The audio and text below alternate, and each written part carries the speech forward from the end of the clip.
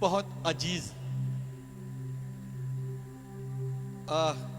न केवल हमारी कलीसिया के लिए, हिंदुस्तान की क्या विदेश की बहुत सी कलीसियाओं के साथ में अपना संबंध रखने वाले, चर्चेस के अंदर एक अच्छा अपना रुतबा रखने वाले, बहुत सी कलीसियाओं के लिए बहुत सहयोग देने वाले। आप लोग जानते हैं इलाहाबाद एग्रीकल्चर इंस्टीट्यूट के इन दिनों काफ़ी समस्याएं आई, उनको समस्याओं में से उभारने के लिए सीएनआई चर्च, मेथोडिस्ट चर्च और बहुत से चर्चेस के साथ में एक अच्छे संबंध रखने वाले और बहुत बच्चों को सहयोग करने वाले हमारे हर दिल अजीज डॉक्टर जॉन रॉबिन्सन सर, रात को 12 बजे मेरे पास में फोन आया, पादरी साहब हम आपके यहाँ आ रहे हैं। मैंने कहा आपका स्वागत है, और हमारे बीच में आ गए हैं। सभी लोग इस समय तो ताली बजा करके उनका स्वागत करेंगे और हमें अच्छा लगा। हमारे भाई संजय फिलिप दास जो कि हमारी कलीसिया का एक अंग हैं और कई बार हमारे बीच में आ चुके हैं और आज भी हमारे बीच में हैं, तो मैं उनका धन्यवाद देना चाहूँगा कि वो भी आज हमारे बीच में मौजूद है। ताली बजा करके हम इनका स्वागत करेंगे।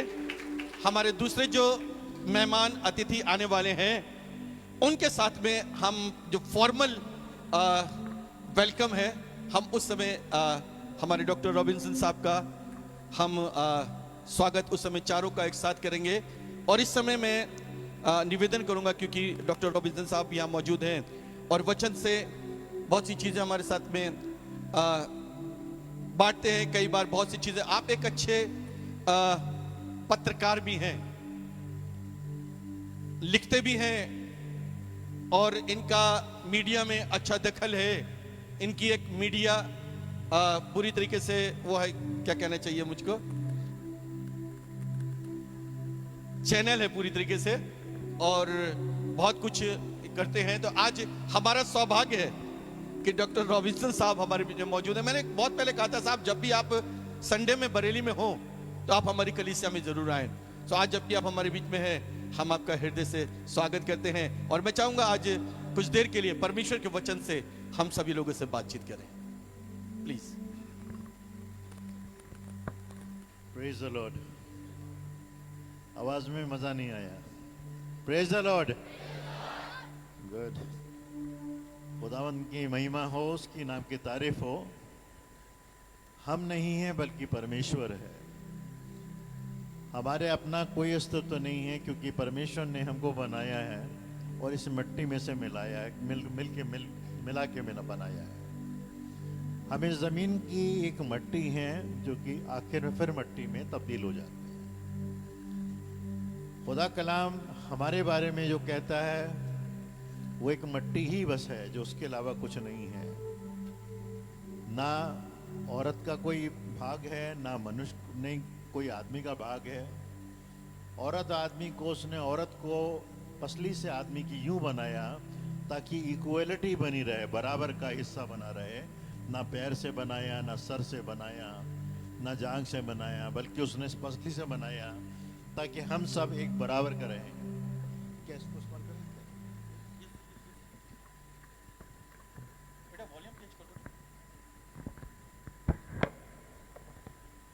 चेक।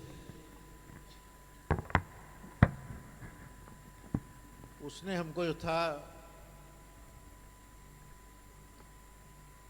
पसली से बनाया था कि हम जो हैं एक इक्वलिटी में आए, एक समानता में आए।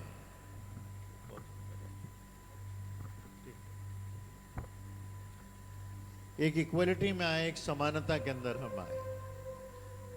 खुदावंद हमसे कई बार अलग अलग तरीकों से बात करता है। भाई साहब ने कहा कि इस्तेमाल हुए, हाँ इस्तेमाल हुए यूं, क्योंकि उसने ताकत जो दी वो अपने काम के लिए दी। गिदोन के बारे में जैसे कि आप जिक्र देखते हैं, उसके साथ में क्या हुआ, खुदावंद ने एक ऐसे इंसान को चुना जिसको ना बोलना आता था, ना चलना फिरना कुछ नहीं आता था, कोई एक्शन कोई रिएक्शन उसके अंदर बॉडी में उसके नहीं था, लेकिन खुदावंद ने भी गिदोन को इस्तेमाल किया। गोलियत को उसने मारा तो मारा एक गोफन के एक छोटे से पत्थर से मारा, और जिस पत्थर से मारा गया वो वहीं पे वहां पे खत्म हो गया। परमेश्वर की महिमा होती है, ना पत्थर की, ना मनुष्य की, ना उसके ताकत की, कोई चीज, सब कुछ धरा रह जाता है एक समय के बाद में। मैं पढ़ रहा था तो यर्मिया की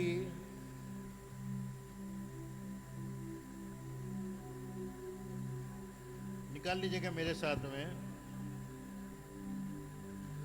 9 बाब की 4 आयत, यर्मिया 9 की 4 को खोल के पढ़ेंगे हम।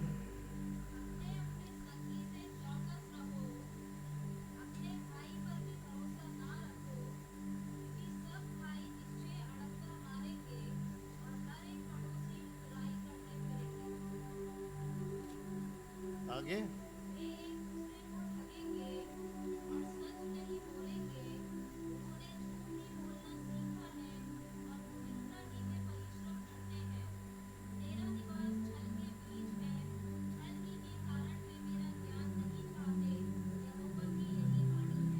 बहुत बहुत धन्यवाद सिस्टर आपका। परमेश्वर कहता है कि अपने अपने संगी से चौकस रहो। संगी कौन है हमारा? संगी जो हमारे साथ चल रहा है, जो हमारे साथ का सहभागी है, हमारे घर का है, हमारे साथ का रहने वाला है, हमारा दोस्त है, हमारा अहबाब है, हमारे साथ में वो घूमने वाला व्यक्ति है जिसके बारे में कुछ भी कहना मुश्किल है। बाइबल कहती है अपने अपने संगी से चौकस रहो, अपने भाई पर भी भरोसा ना रखो। कौन सा भाई? किसका भाई? क्या मां से जन्मा हुआ कोई भाई भाई होता है? नहीं। भाई वो होता है जो कि हमारे साथ में हमारी रूह से रूह मिला करके चलता है और हमारे साथ में उसके काम साथ में हमारे होते रहते हैं। हम एक ही माँ के दूध से पी करके बड़े होते हैं। बाइबल कहती है कि अपने अपने भाई पर भरोसा ना रखो। आगे, क्योंकि सब भाई निश्चय अड़ंगा मारेंगे, क्योंकि निश्चय सब भाई अड़ंगा मारेंगे। कोई ऐसा नहीं है जो अड़ंगा ना मारे, जो कल तक हमारे साथ में उठते बैठते हैं, चलते फिरते हैं, साथ में रोटियां छीन करके एक दूसरे की खाते हैं, उसके बारे में कहते हैं कि वो निश्चय अड़ंगा मारेंगे। आगे, और हर एक पड़ोसी लुतराई करते फिरेंगे, और हर एक पड़ोसी लुतराई करते फिरेंगे। जब आप कभी किसी की विटनेस पे जाएंगे, कभी किसी के बारे में जानने की कोशिश करेंगे, तो कहते हैं, बाइबल कहती है वो लुतराई करते फिरेंगे आपके बारे में, कभी आपके बारे में कोई सही जानकारी कभी भी नहीं देंगे। परमेश्वर का कलाम ये कहता है कि वो लुतराई करते फिरेंगे। आगे, वे एक दूसरे को ठगेंगे, वो एक दूसरे को ठगेंगे। ठगेगा मतलब यह है कि ठगने का भी वो तरीका कि जो कि एक नियम के विरुद्ध हो। नियम के विरुद्ध का मतलब यह है कि जिस जगह पर आप कभी उम्मीद भी नहीं करते किसी इंसान के साथ में, वो उसके विरुद्ध बात करते हैं। आगे, और सच नहीं बोलेंगे, और सच नहीं बोलेंगे। सच क्यों नहीं बोलेंगे? उन्होंने सच यूं नहीं बोलेंगे क्योंकि उनको मालूम है कि सच बोला गया तो उनकी कलई भी खुल जाएगी। आज तो कलई बंद हो गई है। हम में से बहुत सारे बच्चे, कुछ लोग ऐसे भी होंगे जो जानते नहीं होंगे, हम लोग के जब तांबे के बर्तन हुआ करते थे, हम लोग क्या करते थे, उस जो बर्तन थे, हम उस बर्तन के ऊपर हम लोग क्या करते थे, हमारे घर वाले उसके ऊपर एक कलई वाला आता था, वो अपना एक चूल्हा लगाता था, उस बर्तन को खूब गर्म करता था। करने के बाद में थोड़ा सा कलई का लगा करके उसके बाद रुई से उसको उसके ऊपर लगाता था, ताकि जो उसका एक कड़वाहट थी जो कि आपके तांबे की हुआ करती थी, वो उसकी निकल के बाहर ना रह पाए। हमारे अंदर की जो कड़वाहट होती है, हमारे जीवनों को जो कड़वाहट होती है, उसको रोकने के लिए कलई लगाई गई। आगे, उन्होंने झूठी बोलना सीखा है, उन्होंने झूठी बोलना सीखा है। उन्होंने झूठ बोलना सीखा है। सच बोलेंगे तो उनका तो कोई स्थान रहेगा ही नहीं ना।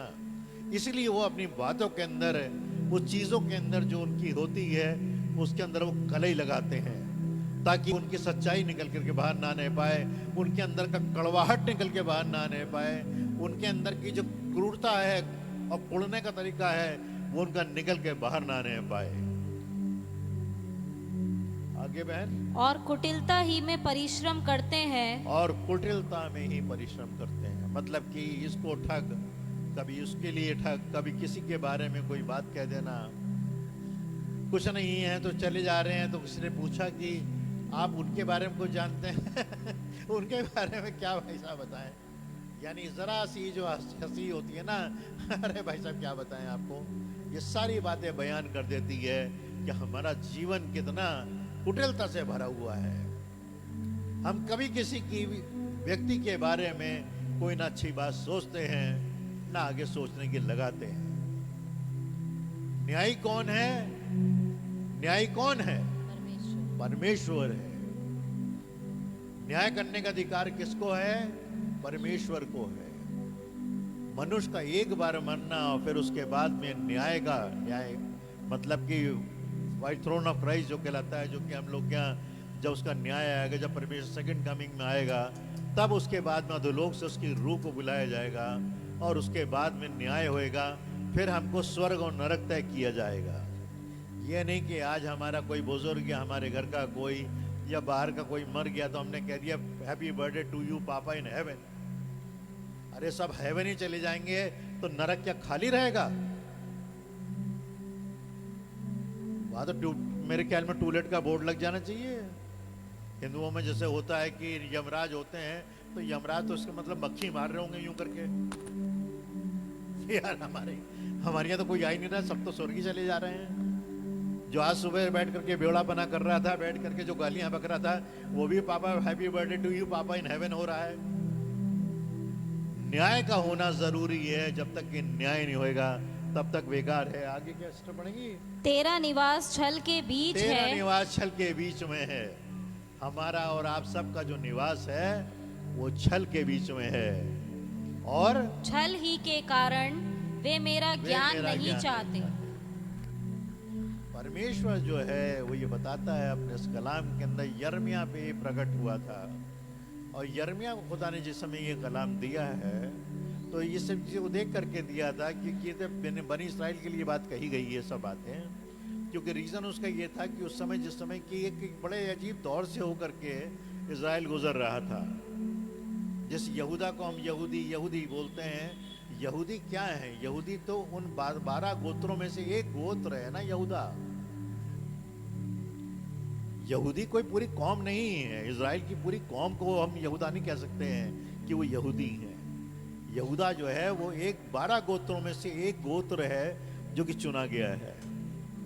आपको चुना गया है वर्शिप के लिए, ठीक है। किसी को मनस्से को चुना गया है, किसी को ज़बूर पढ़ने के लिए, किसी को गाना गाने के लिए, किसी को रखरखाव के लिए। लेवीज को ठहराया गया हैकल को चलाने के लिए। जो आपके बिशप साहब काम कर रहे हैं, ये लेवीज में इसकी कैटेगरी में से अगर आएंगे, अगर अब ये इज़राइल के उसमें से होते तो ये लेवीज में से आएंगे जिनका काम प्रभु के भवन को चलाना, उसको बैठालना, होम की चीज़ों को करना। जितनी भी चीज़ें, होम का मतलब ये होता है जितनी भी क्रियाएं होती हैं परमेश्वर की, वो करने का काम इसका होता है। परमेश्वर अपनी बातों के अंदर पक्का है, हम अधूरे हैं और इसलिए हम दूसरों को गलत ठहराने की लगाते हैं। तेरा निवास छल के बीच में है और छल ही के कारण वो मेरा ज्ञान नहीं चाहते। परमेश्वर अपने आप में पक्का है। जो उसने हमको ज्ञान दिया है वो अधूरा नहीं है बल्कि पूरा है। मैं कोई प्रीचर नहीं हूं, मैं कोई उपदेशक नहीं हूं, लेकिन जो कलाम मेरे सामने आया, मेरे को जो खुदा ने दिया, वो मैंने आज आपके आगे परोसा है। हमारी कलई, जैसे कि मैंने आपको बताया कि कलई जो होती है एक तांबे के बर्तनों के ऊपर लगती, इसलिए लगती है ताकि उसकी कड़वाहट जो कि तांबे की होती है वो खाने के अंदर जाने ना पाए। इसी तरीके से हमारे जीवनों के अंदर भी हम कलई लगा करके तो अपने आप को कुछ समय के लिए संभाल सकते हैं, लेकिन जीवन भर के लिए हम चीज़ों को नहीं कर सकते हैं। परमेश्वर अपनी बातों के अंदर पक्का और निश्चय और दृढ़ है। उसने कहा अपने जो 2 बराबर में उसके साथ में चढ़ाए गए थे सूली के ऊपर, उसने कहा तू आज ही मेरे साथ में अधोलोक में होगा। तो क्या उसका कोई बैप्टिज्म हुआ था? नहीं, उसका कोई बैप्टिज्म नहीं हुआ था। क्या उसने अंगीकार किया था? हाँ, उसने बस इतना सा बोला था कि भाई हम तो इस लायक थे, लेकिन इसने तो कुछ नहीं करा ना। उसके उस विश्वास ने उसको, जो कि वहां पे हुआ था, उसको सारे रिचुअल से उसने छुट्टी दे दी उसने। और छुट्टी दी तो ऐसी छुट्टी दी, उसने कहा तू आज ही मेरे साथ में स्वर्ग लोक में होगा, क्योंकि वो अधोलोक जा रहा था परमेश्वर के पास। वो एक लौता व्यक्ति ऐसा मिलता है हमको जिसको कि तीसरे नंबर पे या चौथे नंबर पे, क्यों भाई साहब, 2 ही लोग तो शायद उठाए गए मेरे हिसाब से, 2 लोग उठाए गए। तीसरे नंबर पे अगर कोई मेरी नजरों में उठाया गया है जिसने स्वर्ग के द्वार को देखा है, तो वो चोर था जो यीशु मसीह के बराबर में खड़ा हुआ था। लिहाजा ये कोशिश कीजिए कि जिंदगी के अंदर कलाई जो है ना, जो कलाई लगती है, वो कलाई ना हो, बल्कि हम अपने अंदर परमेश्वर को देखने वाले, समझने वाले, उसके उपदेशक और उसके प्रचारक और उसके वचन को आगे लेके चलने वाले बन सके। ये छोटा सा वचन था जो कि मेरे सामने आया था, मैंने आप सबसे शेयर किया। बहुत बहुत शुक्रिया।